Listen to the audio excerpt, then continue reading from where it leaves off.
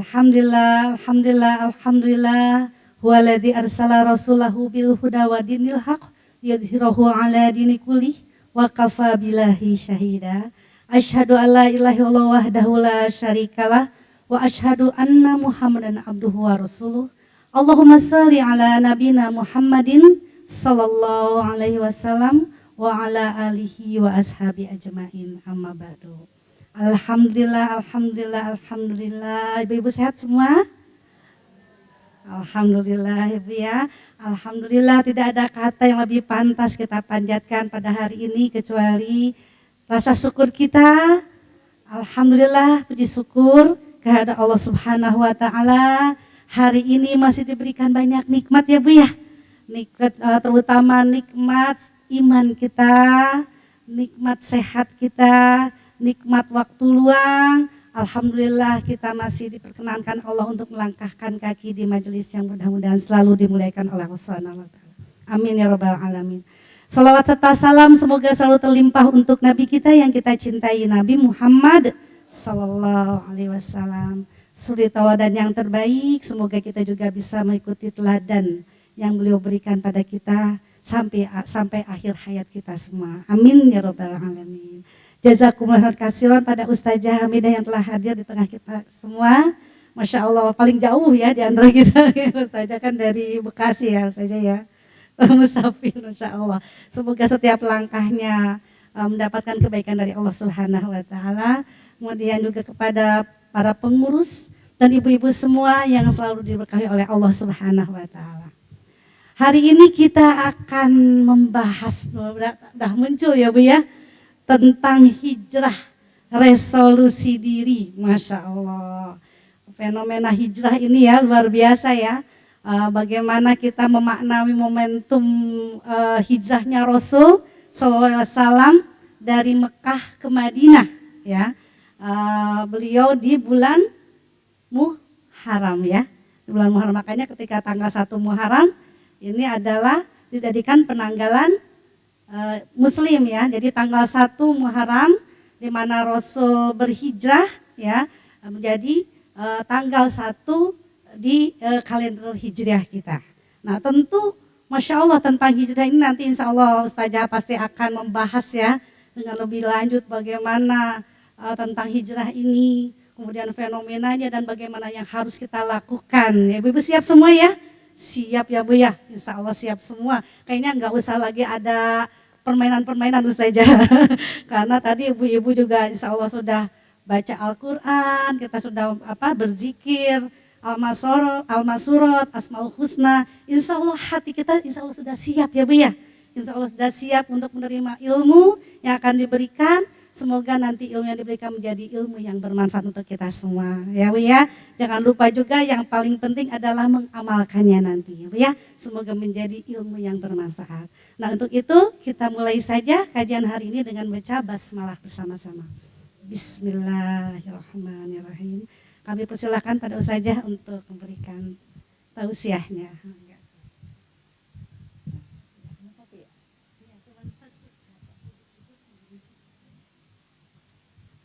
Ya, bismillahirrahmanirrahim.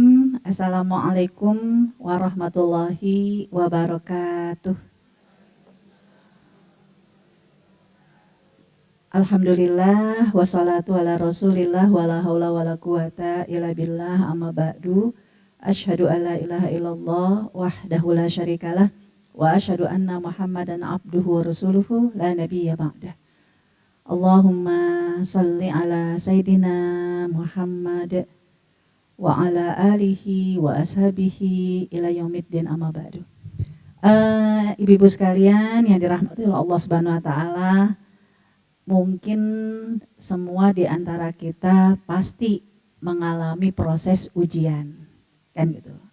Nah, kalau anak-anak ya memang ujiannya di kelas. Nah, hari ini yang hadir di sini pasti banyak ujian. Ya, mungkin di antara ujiannya ya nahan-nahan ngantuk kan gitu kan. Karena semakin sedikit orangnya semakin dingin ya. Semakin dingin biasanya semakin ngantuk. Tapi yang tidak hadir, saya yakin juga sedang proses ujian. Karena kalau kita kalau saya tidak khilaf, hari ini lagi daftar untuk sekolah, kan gitu kan. Anaknya mah bisa jadi happy-happy aja, tenang-tenang aja. Ternyata ibunya, neneknya, kakeknya yang deg-degan, kan gitu kan. Ya moga-moga siapapun di antara kita yang menghadapi proses ujian diberikan oleh Allah Subhanahu wa taala solusi dan mendapatkan hasil nilai yang terbaik. Ya, termasuk Bunda Mirna ya yang hari ini sedang mendampingi Pak Antonio Syafi'i dalam proses untuk pemulihan. Ya, semoga juga dengan doa-doa kita proses pemulihannya diberikan kemudahan sehingga nanti ayah Antonio ya Syafi'i diberikan kembali rezeki sehat walafiat. Ya amin ya rabbal alamin. Hari ini karena memang momen Muharram, biasanya nanti flyer-flyer itu adalah momen hijrah. Dan kita pun juga nggak mau ketinggalan, sampai ada komunitas pun yang didirikan komunitas hijrah. Ya. Kita pun juga nggak mau ketinggalan. Kita akan mengikuti tren yang disunahkan oleh Rasulullah SAW di setiap momen Muharram adalah momen hijrah. Seperti apa hijrahnya kita hari ini? Kita akan mencoba untuk hijrah resolusi diri. Hijrah menjadi lebih baik lagi. Ya, namun tidak mungkin seseorang itu bisa memperbaiki diri, mencari solusi atas semua masalah yang ada kecuali berangkat dengan evaluasi dulu. Hitung-hitungan dulu. Kira-kira kita ini di posisi yang seperti apa? Mana kekurangan kita? Yang nanti kekurangan kita akan kita perbaiki menjadi lebih baik lagi. Yang sudah baik menjadi lebih baik. Yang udah lebih baik menjadi yang terbaik. Yang udah alhamdulillah terbaik, istiqomah, jangan sampai jadi mantan orang baik, kan gitu. Nah ini yang kita perlu persiapkan, evaluasi diri dulu, di mana posisi kita, baru nanti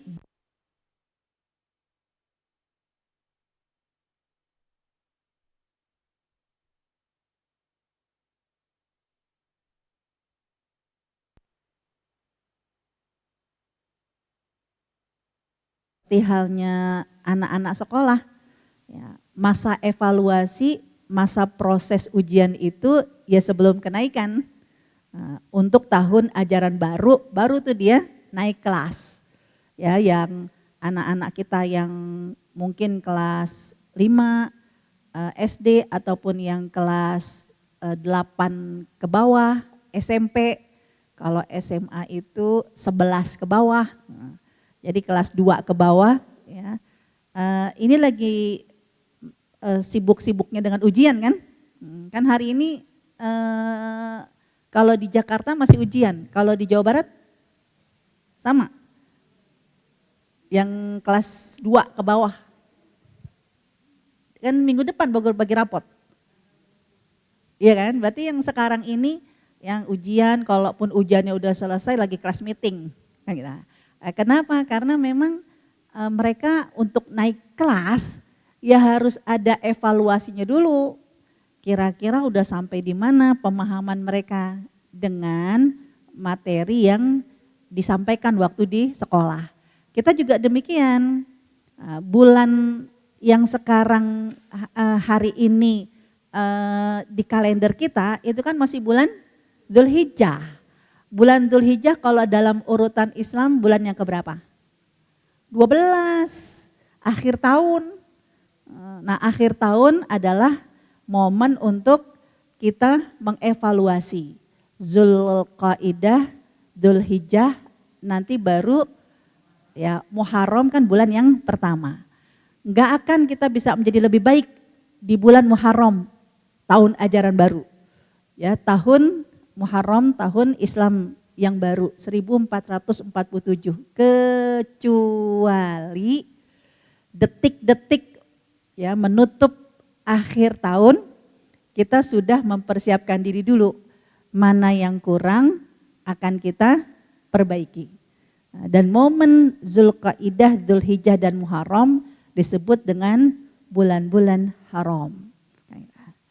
Mari kita lihat. Hijrah yang akan kita lakukan adalah hijrah yang memang dari awal Rasulullah SAW diutus oleh Allah untuk mengeluarkan manusia dari az-zulumat, dari kegelapan-kegelapan. Ya, yang bodoh menjadi pintar, yang nggak tahu jadi tahu, yang nggak sabar jadi sabar. Pokoknya semua minadz zulumati ilan nur, kegelapan-kegelapan menuju cahaya terang. Kalau versinya Ibu R.A. Kartini, habis gelap terbitlah terang. Kan gitu. Nah, kita di posisi yang gelap ya akan mempersiapkan untuk terang ketika kita sudah tahu di mana tombol lampunya, gimana cara nyalain lampunya. Nah, itulah yang saya maksud, kita harus mempersiapkan diri. Ya, kalau kita memang dalam kondisi yang tidak baik-baik aja, kita harus cari tombol di dalam tubuh kita biar klik ya, nanti cahaya itu terang, kita akan memperbaiki yang kurang-kurang menjadi lebih baik lagi.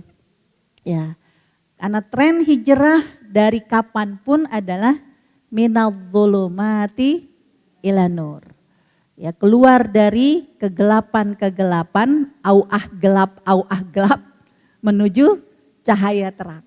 Nah, karena bisa jadi mungkin yang dimaksud untuk kegelapan hari ini bukannya kita nggak punya lampu, bukannya kita nggak bisa melihat, terang benderang, tapi otak kita yang gelap, mata kita yang gelap. Ketika ditimpa masalah, ketika ditimpa kesulitan, ya yang ada cuman ngomongnya apa? Ya auah gelap, gelap. Orang kagak gelap, ya tapi dia mengatakan auah gelap. Nah, artinya apa?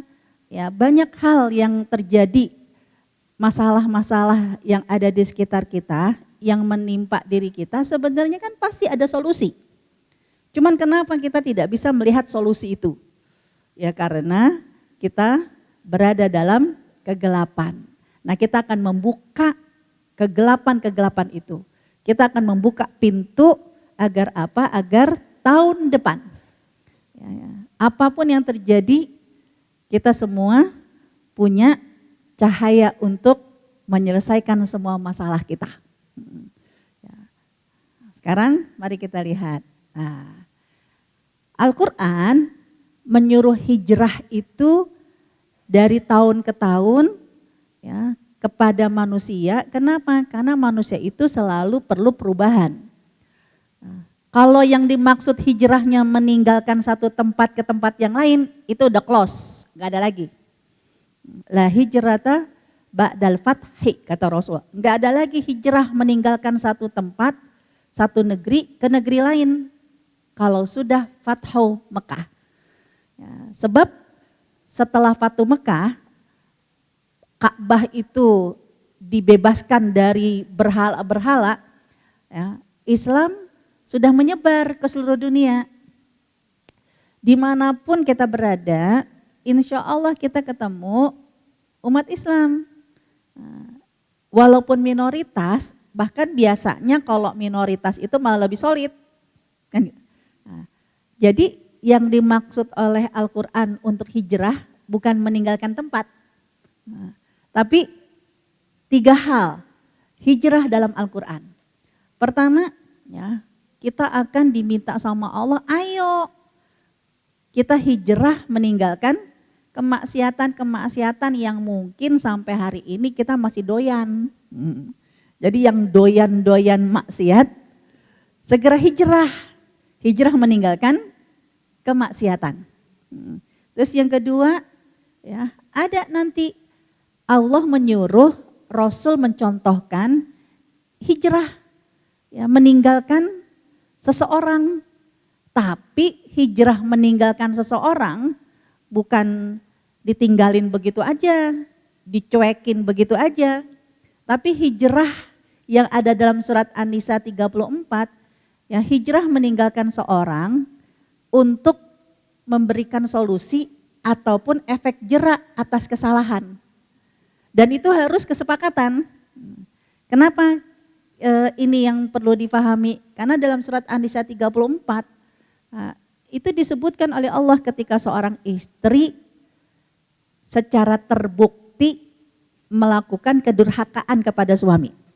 Jadi bukan karena suaminya baperan, tapi memang istri itu terbukti melakukan kesalahan, kedurhakaan. Proses untuk biar istri ini berubah dalam surat An-Nisa 34 kan pertama dinasehati dulu.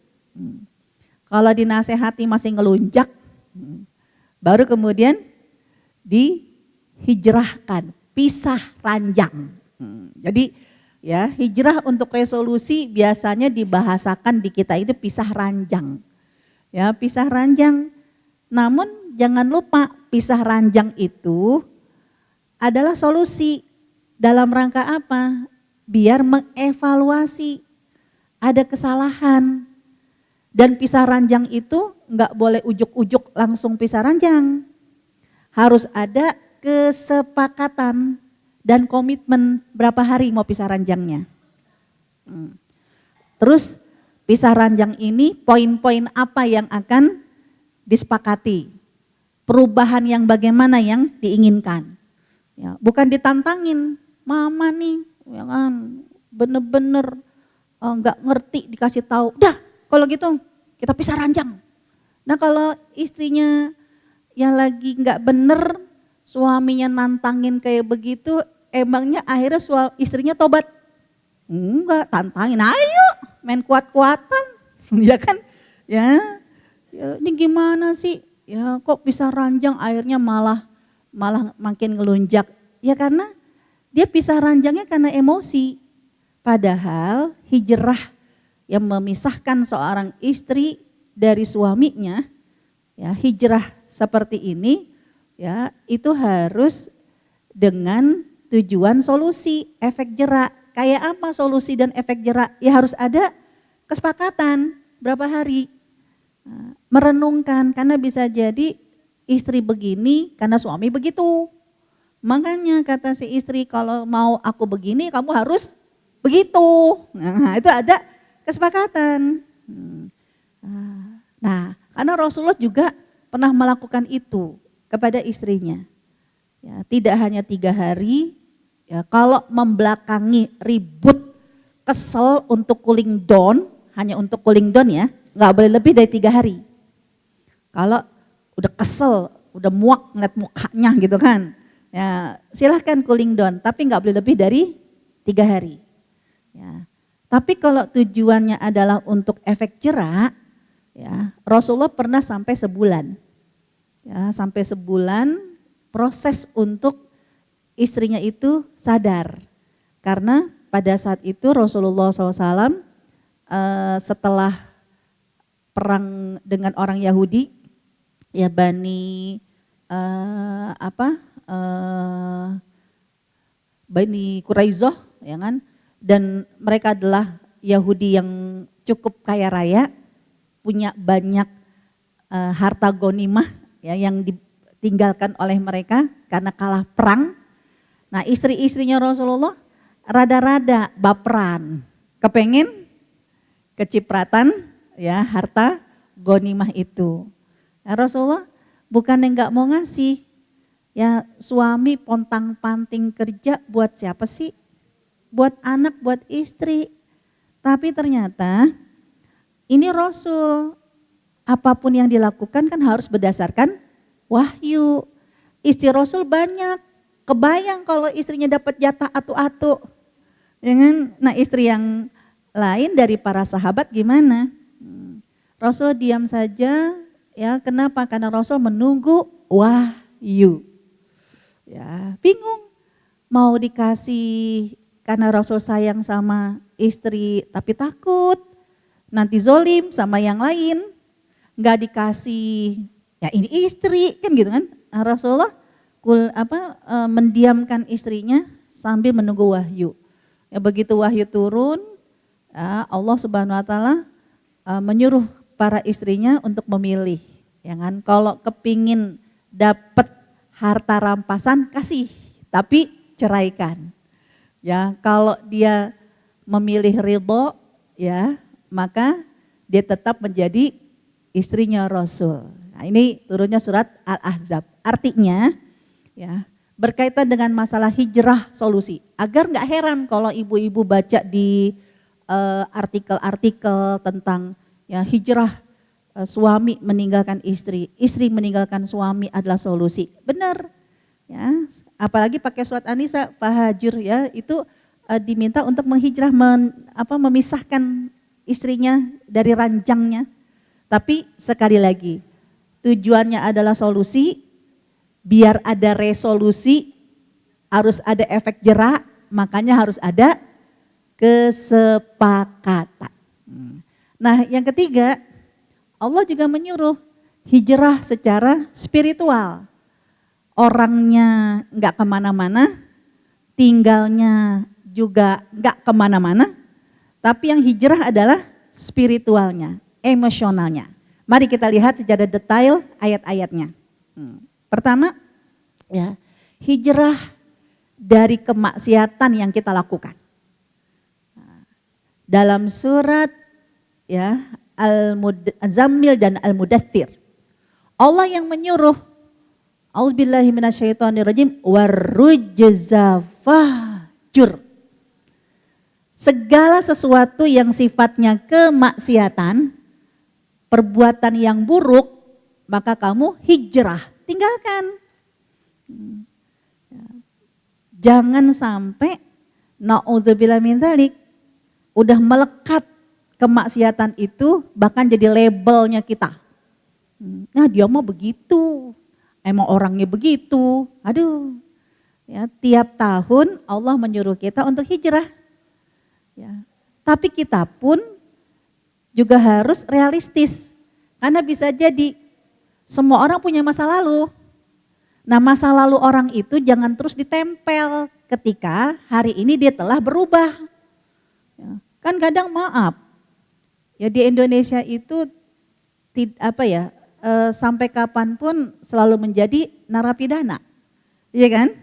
Ya, kalau udah masuk penjara, udah jadi narapidana, itu kan catatannya nggak terhapuskan. Ya, padahal di dalam Islam, ketika seseorang melakukan kemaksiatan, lalu dia telah berubah dan telah dilakukan efek jerak, hukum, nggak boleh lagi diinget-inget, ditempel, ya dia dulu pernah begini, pernah begitu. Contoh kan, waktu Umar bin Khattab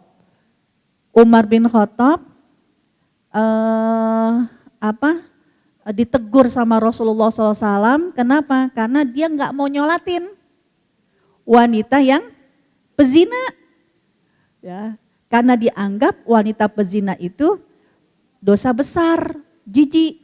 Rasul menegur. Sampai apa kata Rasul kepada Umar? Ya Umar, kumpulkan 70 sahabat penduduk Madinah. Kalau engkau timbang 70 kebaikan sahabat Madinah dengan wanita ini, sungguh wanita lebih berat pahalanya, karena dia telah kembali kepada Allah dalam keadaan suci. Kenapa? Karena wanita pezinanya sudah dieksekusi, sudah dihukum dengan cara dirajam. Dan bab ini kan bab yang benar-benar Allah menyuruh kita menghukum itu kepada pelaku.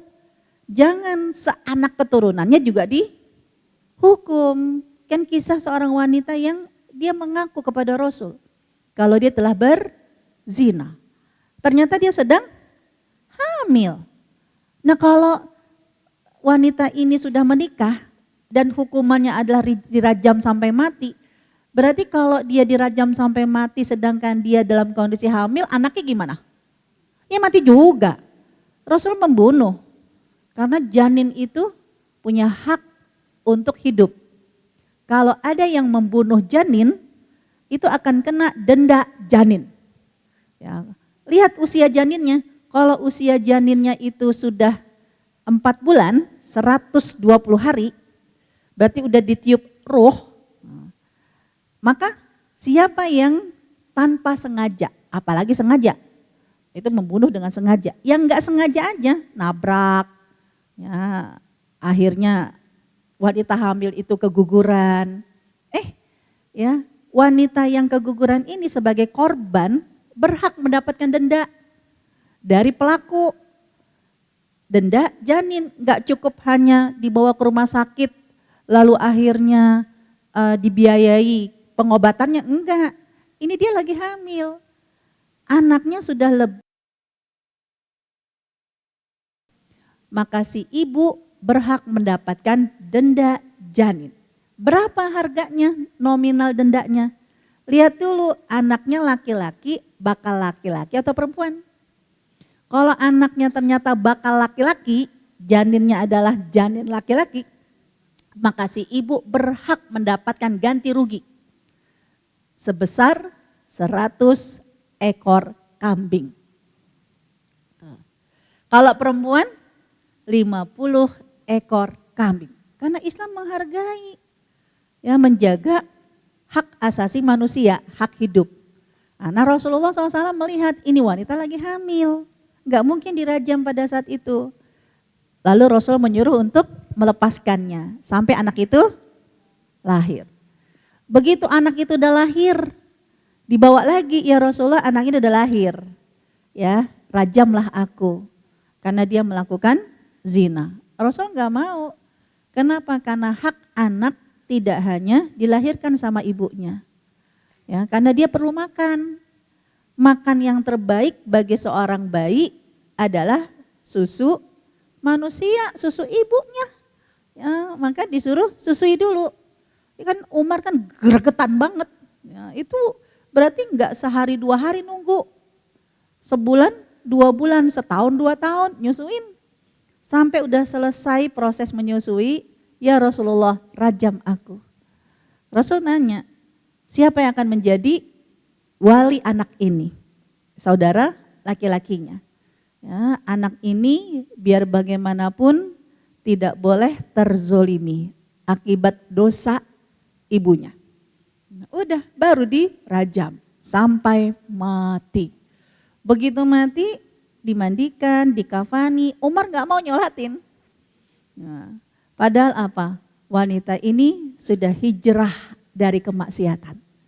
Dan gak boleh lagi diinget-inget dosanya. Harus dihapus dan dilupakan. Nah itulah bagaimana Islam menyuruh kita. Semua kita mah punya dosa. Ya. Dan kita kepingin catatan dosa kita itu dihapus. Dan satu-satunya cara adalah hijrah. Meninggalkan keseriusan kita. Dulu kita adalah orang yang suka berkata dusta. Dulu. Mulai hari ini tidak ada kata dusta di antara kita. Gitu. Nah ini ya Allah menyuruh warujza fahjur. Dan semua perbuatan-perbuatan buruk fahjur, tinggalkan, hijrah. Nggak nengok-nengok lagi. Nggak nyoba-nyoba lagi.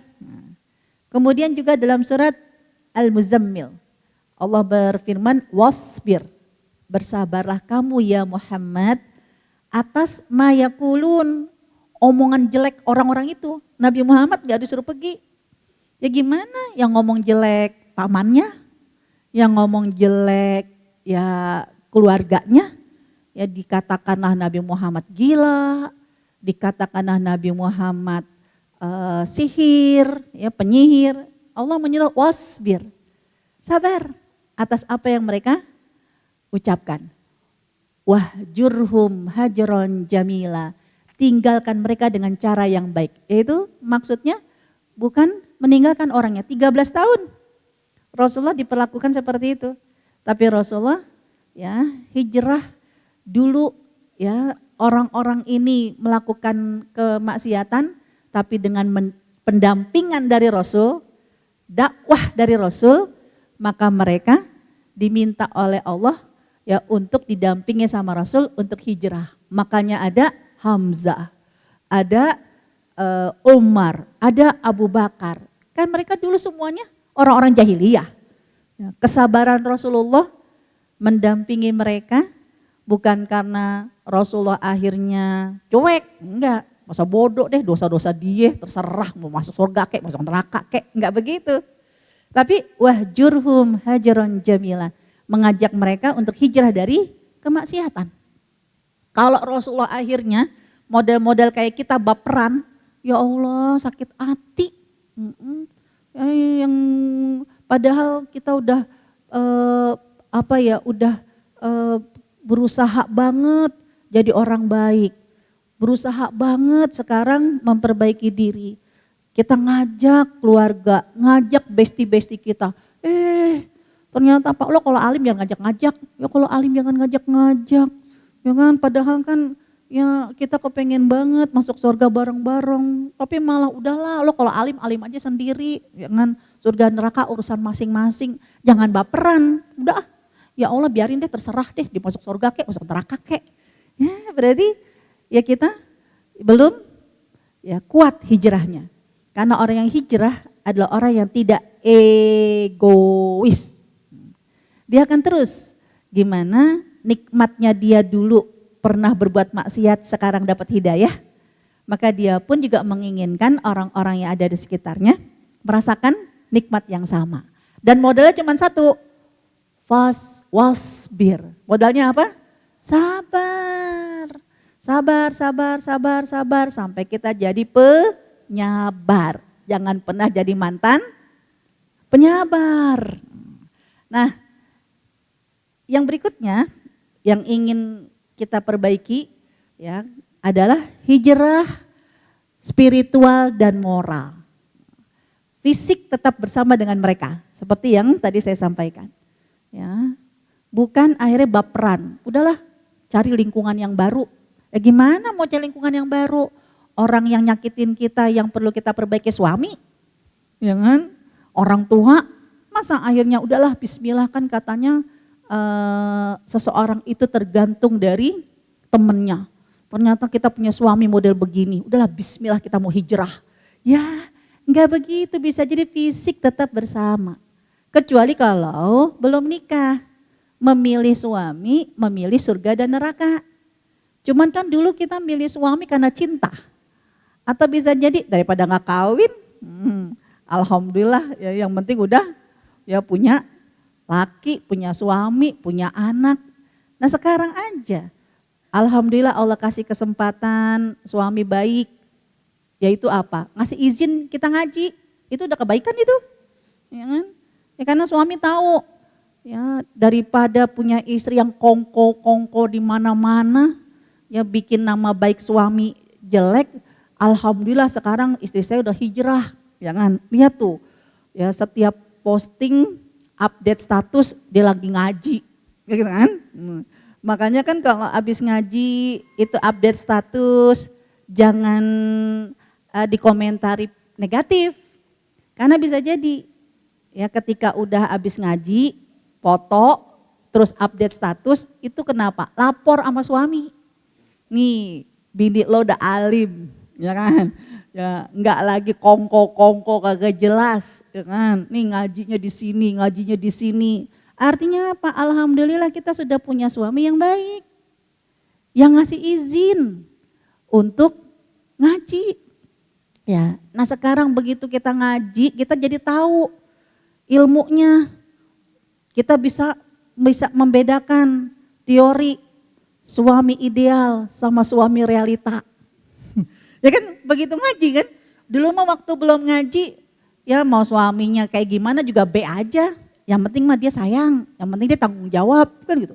begitu udah ngaji, ya Allah, ternyata ya suami istri itu harus saling menjaga iman, suami istri harus memberikan keteladanan, ya suami istri harus saling mendoakan. Ya Allah, lah kita punya suami nitip doa melulu, ya kan? Ya dia punya masalah titip doa, ya kan? Ya dia lagi butuh bantuan, ya titip doa. Kapan suami kita berdoa?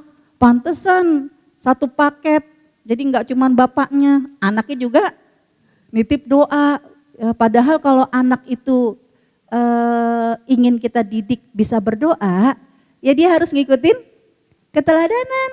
Kalau anak itu kita didik kepingin bisa sholat di masjid, maka dia butuh keteladanan. Nah baru tahu kan setelah ngaji, ya Allah ternyata suami idealis kayak begini. Ya Allah begitu di rumah inilah suami realita, ya kan? Jangan kemudian akhirnya udahlah bismillah yang kita mau hijrah, ya kan? Hijrah meninggalkan suami model begitu. Tidak, ya tapi spiritual. Ini saya ulangi kembali ayatnya. Wasbir, ya udah terlanjur punya suami model begitu. Itu kan pilihan kita, ya kan? Maka kita diminta untuk sabar bertahan bersamanya. Tapi bukan berarti sabar itu gak ngapa-ngapain. Wahjurhum hajaron jamila. Ya hijrah kemaksiatannya. Jadi fisiknya kita tetap, tapi emosi kita, ya moral kita hijrah. Kemarin kita gak sabar, sekarang kita lebih sabar. Kemarin kita marah-marah, sekarang kita jadi mantan pemarah, kan gitu kan? Pemaaf. Ya itu yang diminta. Ya karena tidak ada yang bisa merubah rumah tangga kita kecuali kita sendiri. Enggak ada yang bisa merubah suami kita kecuali istrinya. Emang mau nanti akhirnya ya suami kita bertobat, suami kita jadi baik bukan karena istrinya. Kenapa? Karena istri orang. Ya kan? Kita kan pengennya kitalah yang dipercaya sama Allah. Nah, kemudian juga surat Al-Kahfi ayat ke-28. Allah juga menyuruh wasbir, sabar. Ya, sabar, enggak hanya menghadapi kondisi kekurangan, tapi juga sabar, ya, menghadap bersama dengan orang-orang yang selalu mengingatkan kita. Ya, artinya apa? Kita butuh kebersamaan. Surat Al-Kahfi mengajarkan kepada kita, berbuat baik itu enggak bisa sendirian. Berbuat baik itu kita perlu dukungan banyak orang. Ya, agar apa? Agar ketika ujian di rumah menghadapi suami, ya kitalah sebagai garda terdepan.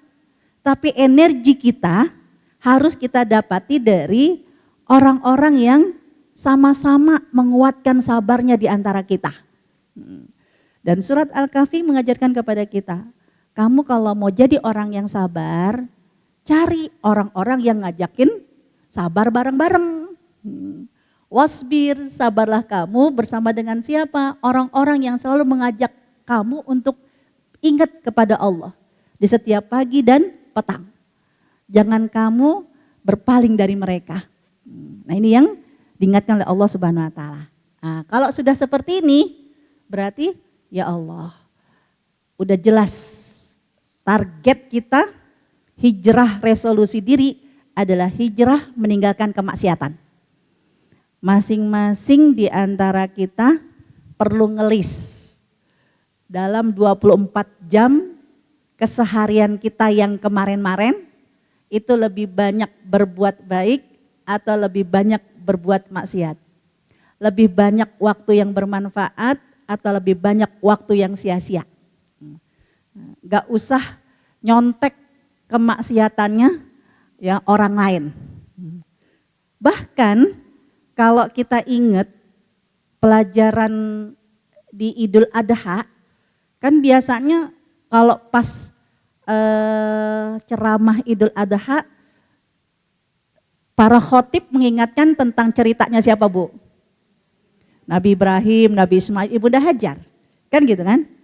Sebenarnya tepat di tanggal 8 9-10 yang lalu, ya, untuk mempersiapkan kita hijrah, ngumpulin sifat-sifat kesetanan kita, sebenarnya bukan sekarang, itu dari tanggal 8. Tapi kan alhamdulillah sekarang masih Zulhijjah. Kenapa tanggal 8? Karena Ibu, kisah ceritanya itu, setiap tanggal 8, 9, dan 10 itu enggak hanya jamaah haji yang melakukan rutinitas lempar jumroh. Kita pun di tanah air juga harus memahami rutinitas lempar jumroh itu bagi kita itu proses apa? Singkat cerita, kan Nabi Ibrahim setelah meninggalkan putranya Nabi Ismail alaihissalam waktu masih bayi merah, sering ditengok gak? Enggak ditengok-tengok, ditinggalkan begitu aja. Ibunda Hajar benar-benar mendidik Nabi Ismail itu negeri tanpa ayah. Gak ada sosok ayah. Karena Allah ingin mengajarkan kepada kita, ada kalanya nasib kita sama, kayak Ibunda Hajar. Suami mah ada, tapi kayak kagak ada. Disuruh nitip sebentar anak karena istrinya mau ke dapur. Ya Allah, anak nangis kagak denger. Padahal suami di sampingnya lagi ngapain, Bu? Ada yang lagi megang handphone, ya, ada yang lagi kerja, ada juga yang lagi tidur. Ya Allah, ya kan, mau ada suami kagak ada suami, kagak ngefek, kan gitu kan?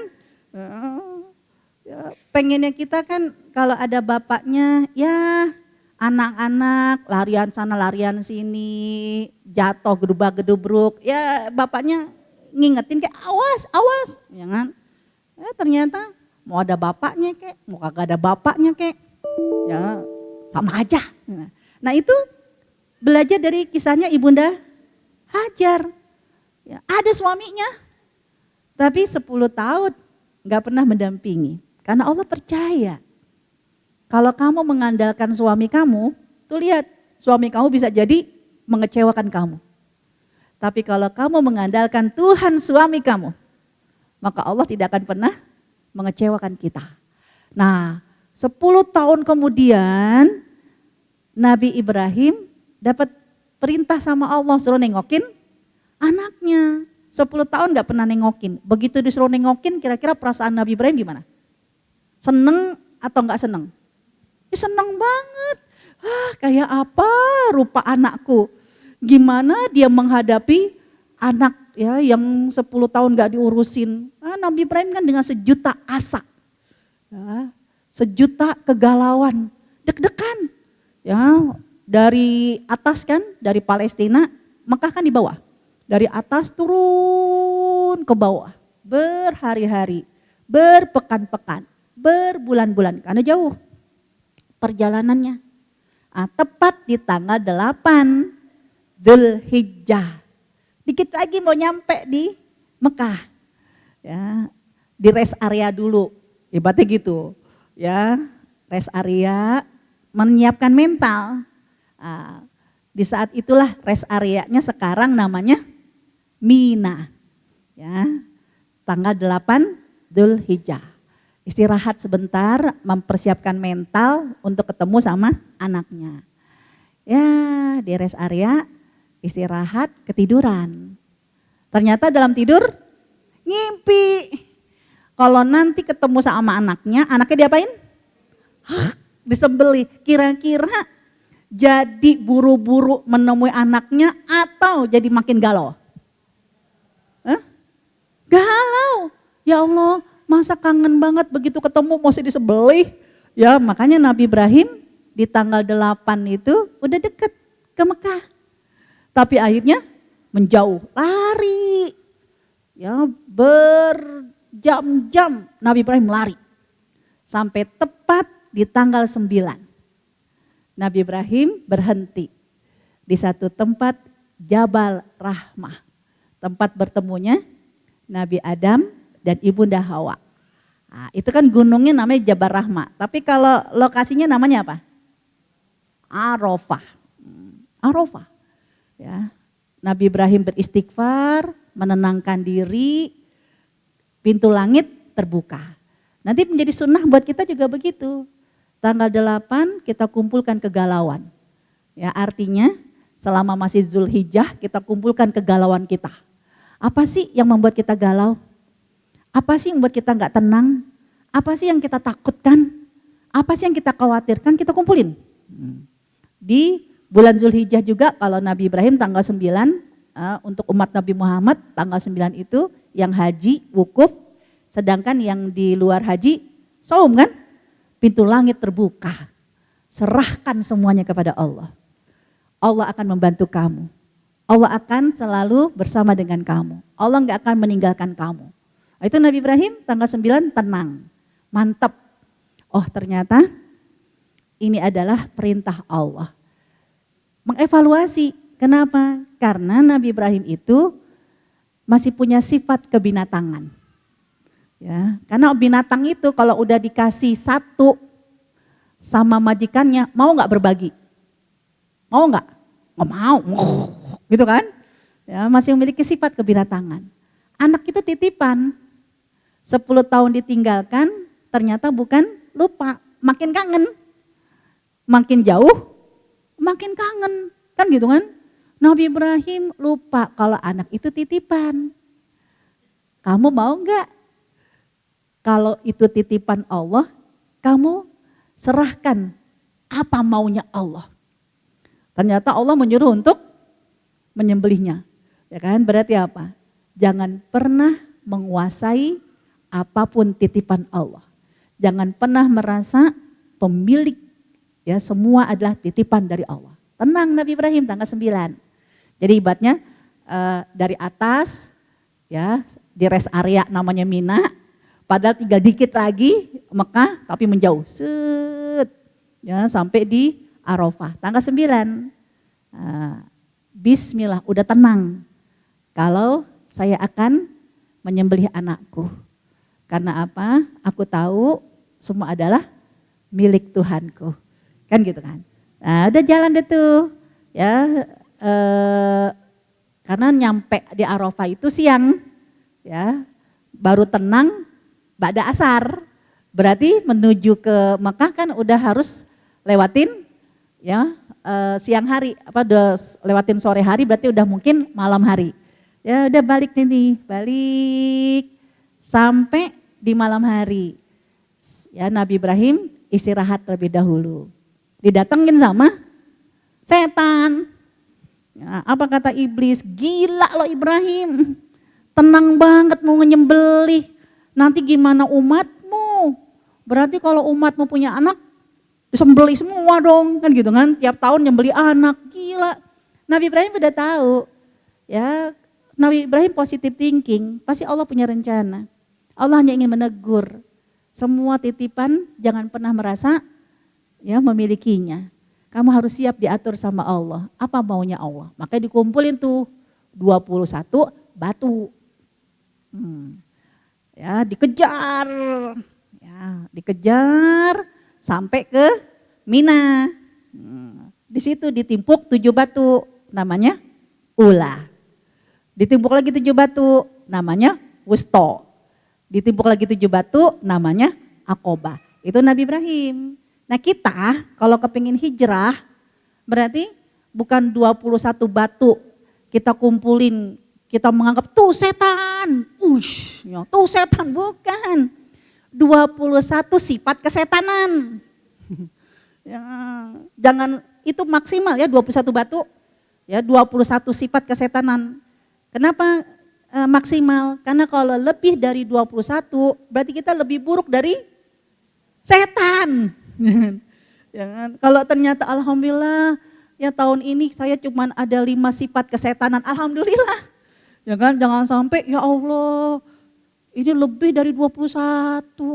Ya kan, ada sampai 22, berarti 1 lebih buruk dari setan. Dan gak usah nyontek sama orang. 21 apa aja loh. Ya kita yang paling tahu. Ya Allah, saya orang yang pemarah, benar-benar kayak setan nih. Nah, maka sifat pemarah ini akan kita lempar. Jadi momen evaluasi diri, melempar jumroh itu adalah momen melempar hijrah, sifat-sifat kesetanan kita buang.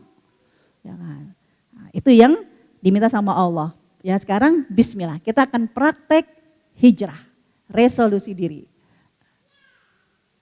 Nah, apa yang akan kita lakukan? Alhamdulillah hari ini qadarullah kita sudah menjadi seorang muslim.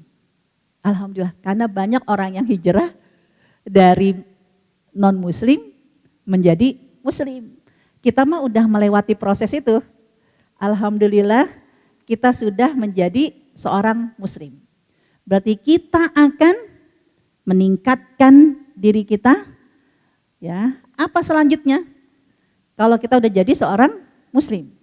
Nah, karena kan kita kepingin menjadi lebih baik lagi.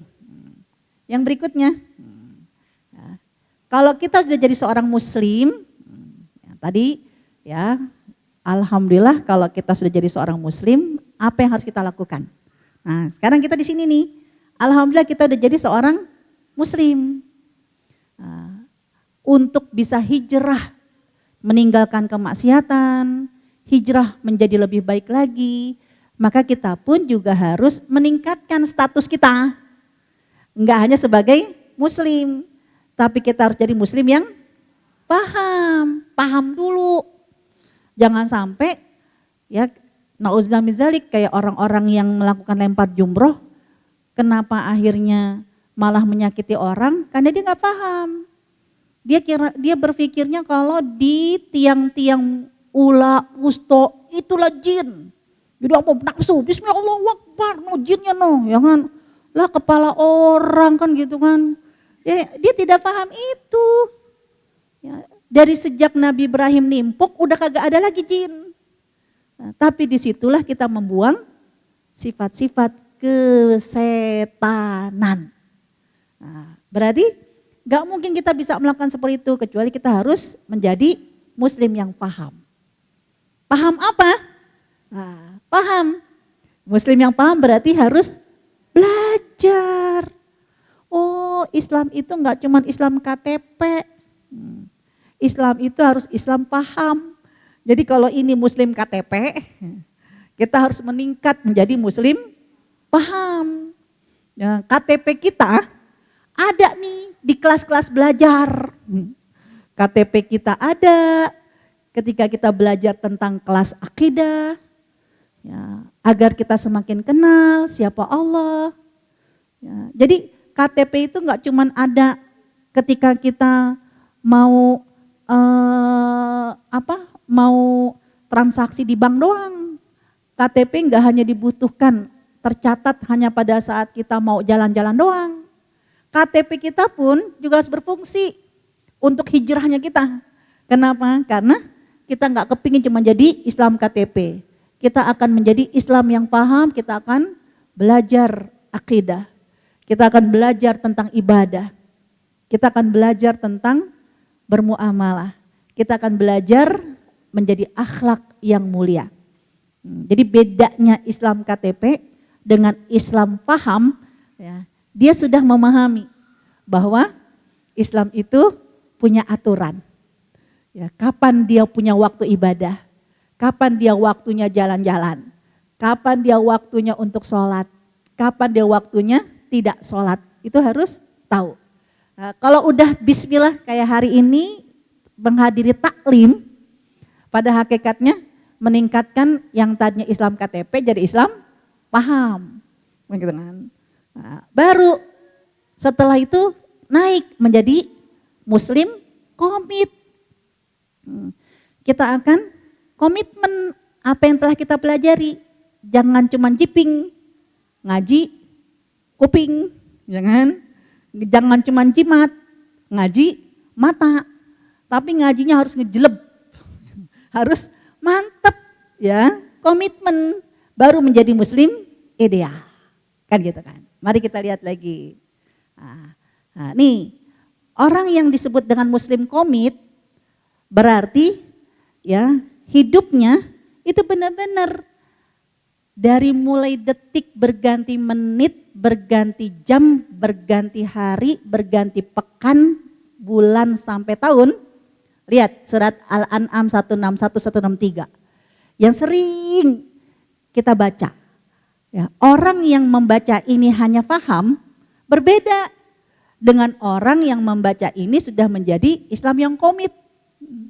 Kenapa? Karena kalau orang Islam yang komit, dia baca ini benar-benar rasa. Apa itu contohnya? Inna sholati. Dia udah paham, ya Allah, sesungguhnya hari ini bisa jadi aku akan melaksanakan sholat. Maka dia mempersembahkan sholatku, wa nusuki, ibadahku, wa mahyaya, hidupku, sampai matiku.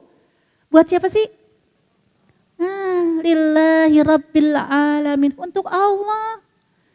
Ya, kita gak akan pernah menyanyiakan waktu kita. Ya, orang yang membaca ini dengan komitmen adalah ibadah, mau tidur pun dianggap ibadah.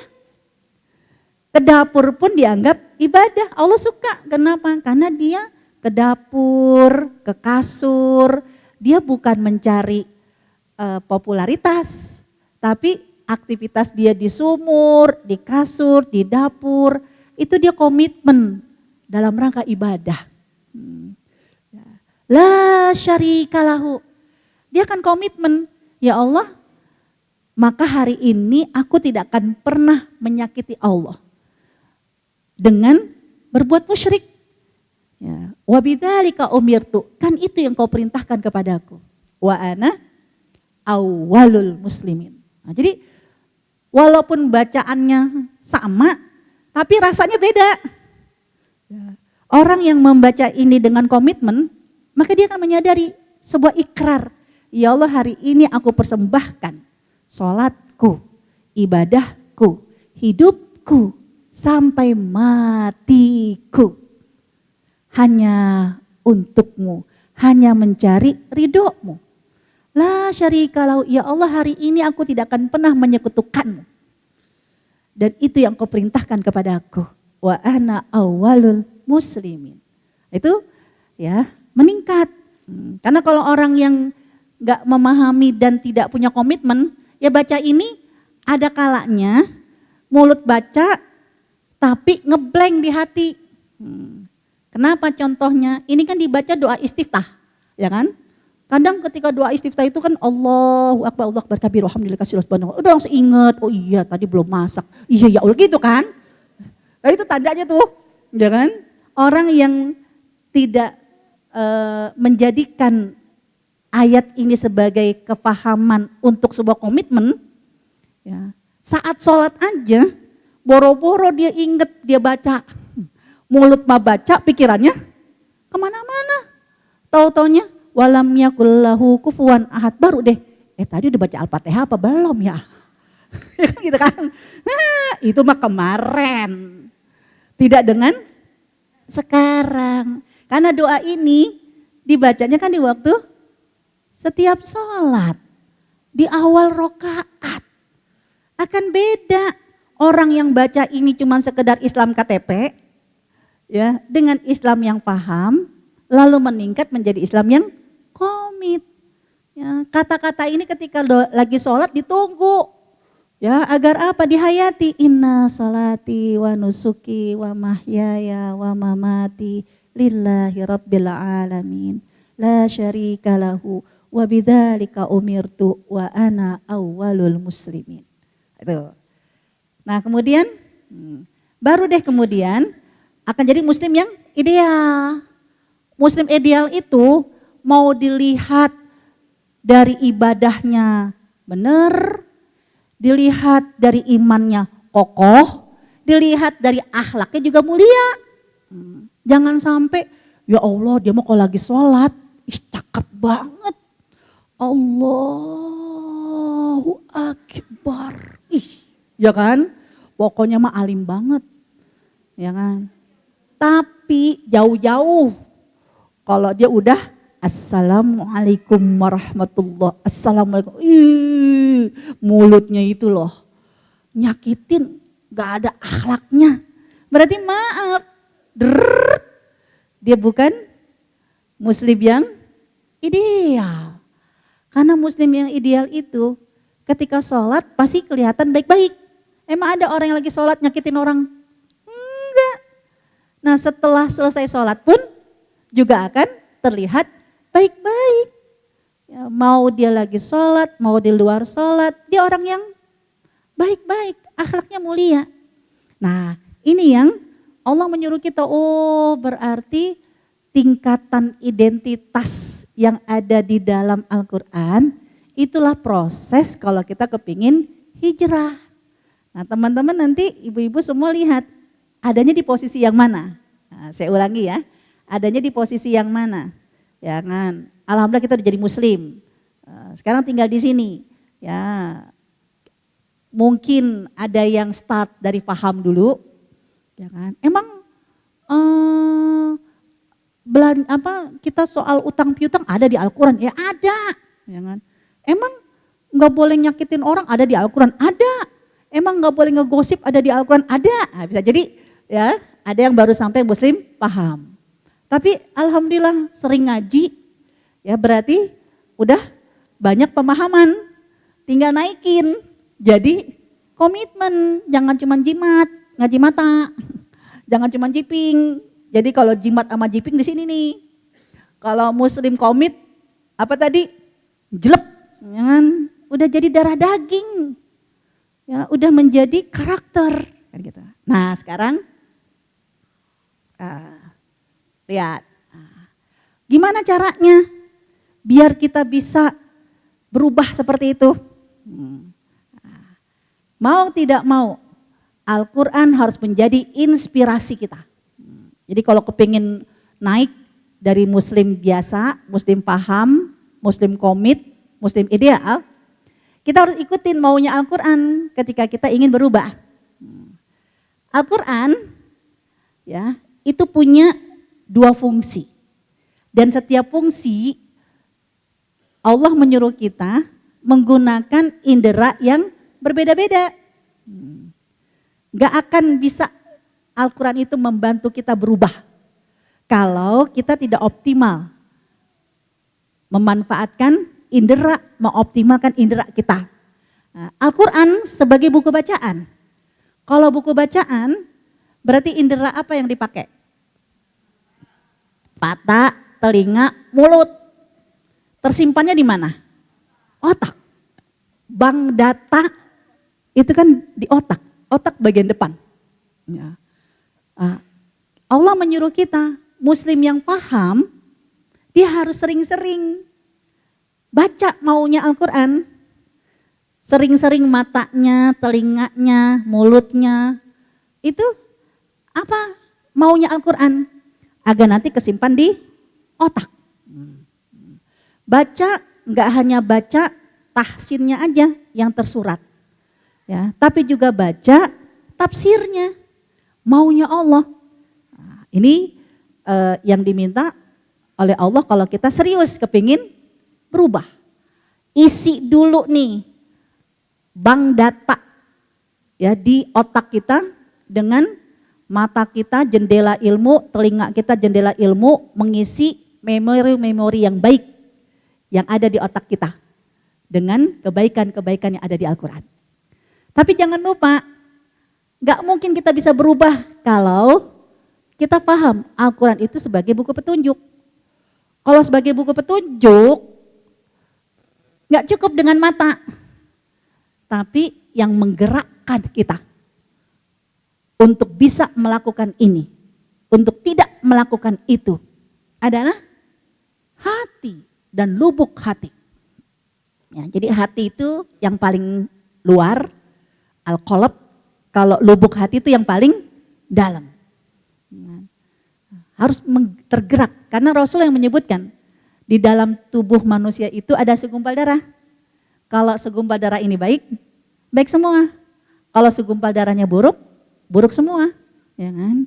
Ya kan kadang begitu, ya Allah udah tahu itu orang jatuh malah diketawain, ya kan? Gak punya hati loh, ya kan? Ya kan? Padahal orang jatuh teorinya diapain? Ditolong. tapi diketawain. Yang gitu kan? Ya kan kadang kepleset itu enggak sakit-sakit banget sih. Malunya. Iya kan? Ya, terus diketawain lagi. Yang ngetawain apa? Orang yang terdekat sama kita, kira-kira gimana? Marah kan? Ya kan? Kan bisa jadi, ya Allah gak punya hati. Ya, karena bisa menggerakkan seseorang berbuat baik, itu adalah hati. Mata lihat, ya kan? Telinga dengar, otak berpikir, tahu teorinya. Orang yang jatuh butuh bantuan. Tapi kenapa kok berat banget, mager banget, ya karena hati. Dan untuk menjadikan Al-Quran sebagai petunjuk, yang kita gerakkan adalah hati. Dan menggerakkan hati itu adalah dengan dibiasakan baca yang tersirat. Ya, yang tersirat. Afala yatadabbarunal Qur'an. Apakah kalian tidak menghayati Al-Quran? Apakah Al-Quran tidak menjadi darah daging kamu? Al-Quran tidak menjadi oksigen kamu? Al-Quran tidak menjadi ruh kamu? Atau sebab hati kamu yang ya tertutup. Nah ini teorinya. Sekarang kita prakteknya. Nah, kayak apa prakteknya? Nah, ini saya memanfaatkan Gemini, ChatGPT. Jangan, kan sekarang gitu. Ada intelektual yang pinter sama kita. Ya kan? Saya bilang gambarkan kalau semua yang kita lihat, semua yang kita dengar, itu akan tersimpan di memori otak. Karena teorinya memang begitu. Makanya dalam teori parenting, kenapa pornografi itu merusak anak otak bagian depan dan bisa jadi parah, permanen. Kan gitu kan? Oh, kerja otak ternyata seperti ini, ya. Jadi apa yang kita lihat, itu langsung kesimpan di otak bagian depan. Apa yang kita dengar juga kesimpan di otak bagian depan. Ini memori jangka pendek. Itu ngelihat. Set. Ya. Tapi kalau sering-sering lihat, sering-sering dengar, memori yang tadinya ada di depan, frontal cortex yang ada di depan, kalau bahasa kita otak luhur, itu karena sering lihat, sering denger, sering lihat, sering denger, itu nanti akan menjadi memori jangka panjang. Jangka panjang. Makanya ada orang yang, ya kayaknya sering ketemu deh, cuma lupa namanya. Karena memang dia tidak pernah dengar namanya. Cuma yang lihat mukanya doang, kan gitu kan. Ya kenapa? Sering lihat, sering denger. Ya, tidak hanya tersimpan di sini, tapi kalau akhirnya terus mengalir sampai ya ke batang otak menjadi memori jangka panjang. Pornografi kalau sering dilihat itu akan merusak, ya tidak hanya memorinya otak luhur ini menjadi isinya ngeres semua, tapi karena sering-sering kagak disapu debunya, sampahnya akhirnya nyebar kemana-mana menjadi memori jangka panjang. Ya ngelihat apapun yang dia pikirin cuman pornografi aja, itu merusak generasi anak-anak dan gitu kan. Nah kemudian dari sini Allah menyuruh kita, berarti kalau kita kepengen berubah dari sekarang, pilih apa yang kita lihat, apa yang kita dengar. Kepengennya sih berubah, tapi matanya nggak pernah memilah-milih apa yang dia lihat. Telinganya nggak pernah milah-milih apa yang dia dengar. Buktinya apa? Nanti mulutnya, ya kalau orang yang biasa ngelihat dan yang biasa dengar buruk-buruk, nanti keluar mulutnya sampah semua. Kan gitu kan. Itu berarti apa mulai sekarang? Mata ditahan, pilih-pilih. Ya, mana ya melihat yang baik-baik, telinga juga ya dipilah-pilih dengar yang baik-baik. Kan gitu. Dan salah satu mencuci ini adalah dengan sering-sering dicuci dengan Al-Quran. Kan gitu kan. Itu baru sekedar mencuci agar terbiasa. Karena mau paham gak paham, Al-Quran itu akan ya memperbaiki ya pola-pola buruk yang ada di otak kita. Ya. Nah, terus nanti kalau udah, nah jadi ya apa hubungannya otak dengan hati? Ya, karena kan nanti memori yang sudah tersimpan di otak menjadi memori jangka panjang karena terus menerus, makanya disukai sama Rasul itu ibadah yang sedikit tapi terus menerus karena itu jadi memori jangka panjang. Ya, jadi jangan anggot-anggotan. Ya, harus menjadi rutinitas. Nanti lama-lama jelek ini akan turun ke hati. Ya. Kalau biasanya yang terisi di memori jangka panjang adalah kebaikan, memaafkan, hatinya pun juga bercahaya. Ketika ada orang yang salah, ya mungkin dia nggak paham kali, ya kan? Ya mungkin ya dia punya sudut pandang yang berbeda kali. Lu gimana sih orang kayak begitu kok? Ya karena dia terbiasa melihat keluarganya, semua orang punya kekurangan. Tapi ternyata dalam rumah tangganya, suami istri, orang tua dengan anak, ya saling memaklumi. Ya namanya juga manusia punya kekurangan, itu yang didoktrin terus. Itu yang selalu dijadikan paradigma. Maka nanti hatinya pun akan terbiasa lapang. Makanya prosesnya disuruh untuk ya bertahap, belajar memaafkan sampai kapan? Sampai jadi karakter. Jangan sampai jadi mantan pemaaf. Dan itulah kenapa dalam surat Al-A'raf ayat 179, manusia yang udah sempurna kayak begini nih, ya, disebut sama Allah apa? Kagak punya otak, kayak hewan. Walaqad darokna li jahannam, ya surat Al-A'raf 179.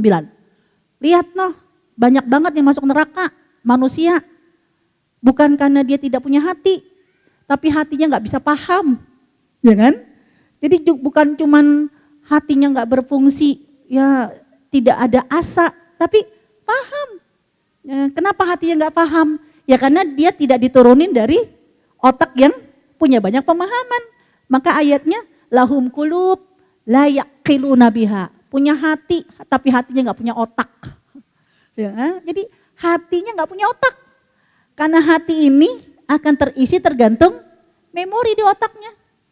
Lahum qulub, punya hati tapi nggak punya otak. Walahum adzan, punya telinga, walahum a'yunun, punya mata tapi nggak bisa lihat.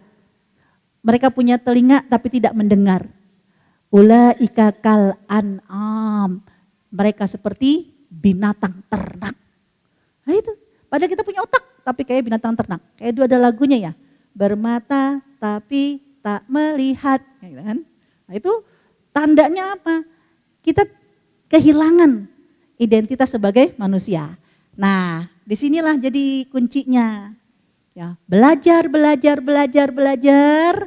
Karena nanti kalau kita belajar, ini hati nih Bu. Ya, ini namanya al-qalb. Hati kita itu nanti ada hati yang paling kecil.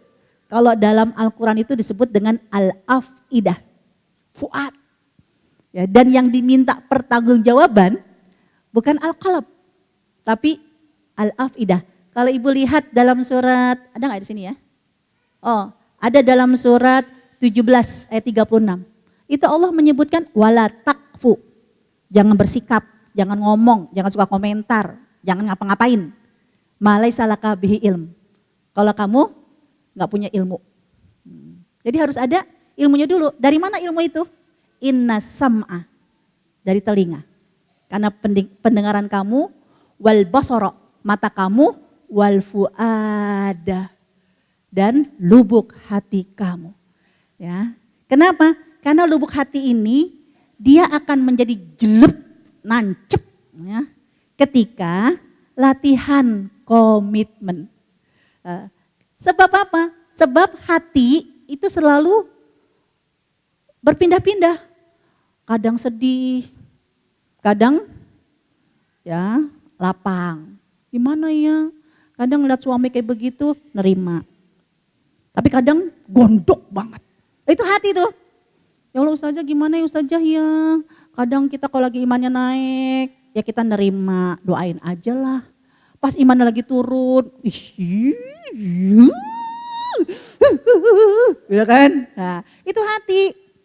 Bolak-balik, karena memang seperti itu hati.